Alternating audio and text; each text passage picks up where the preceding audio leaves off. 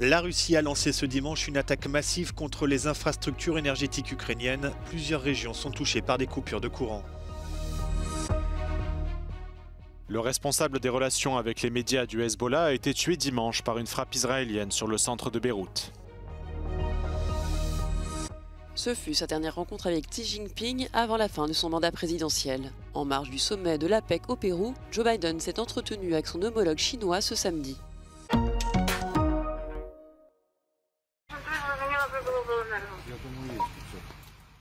La Russie a lancé ce dimanche une attaque massive de missiles et de drones contre les infrastructures énergétiques ukrainiennes. Des coupures de courant d'urgence ont dû être mises en place provisoirement dans les régions de Kiev, Donetsk et Dnipropetrovsk.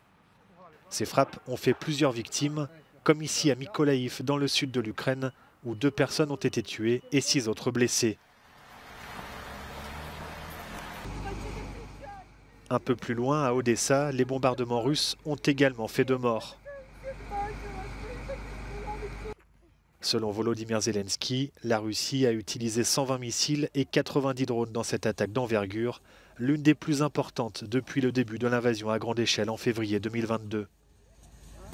Le président ukrainien indique que 140 cibles aériennes ont été détruites par son armée, dont certaines à l'aide d'avions de chasse F-16 livrés par ses alliés occidentaux.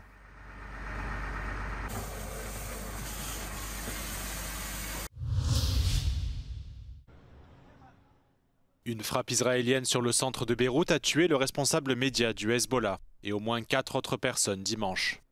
Aucun bilan officiel n'a encore été annoncé et l'armée israélienne n'a pas encore commenté la frappe. Mohamed Afif, le responsable des relations avec les médias du Hezbollah, a été tué dans le bâtiment abritant les bureaux du parti syrien Baas. Les frappes militaires continuent de s'intensifier entre Israël et le Hezbollah, alors que le Liban doit bientôt répondre à une proposition de cessez-le-feu négociée par les États-Unis. Israël a également frappé 7 bâtiments dans la banlieue sud de Beyrouth, 1 heure après avoir publié des avertissements d'évacuation sur le réseau social X. Depuis le début du conflit entre Israël et le Hezbollah l'année dernière, plus de 3400 personnes ont été tuées au Liban, selon le ministère de la Santé, et plus de 1,2 million ont été chassées de leur domicile. Les attaques du Hezbollah ont quant à elles tué au moins 76 personnes en Israël, dont 31 soldats, et provoqué le déplacement de quelques 60 000 personnes dans le nord du pays. Par ailleurs, 3 suspects ont été arrêtés samedi soir par la police israélienne après le tir de 2 fusées éclairantes près de la résidence du Premier ministre israélien Benyamin Netanyahou. 15 tonnes, c'est le poids de l'aide humanitaire collectée par l'association caritative Confederazione Nazionale delle Misericordia d'Italia, destinée à la population gazaoui. Le fret humanitaire va être expédié à bord d'un avion militaire depuis un aérodrome situé à Pise jusqu'à l'aéroport de Larnaca, à Chypre. Il sera ensuite transféré vers Gaza via le corridor maritime du pays.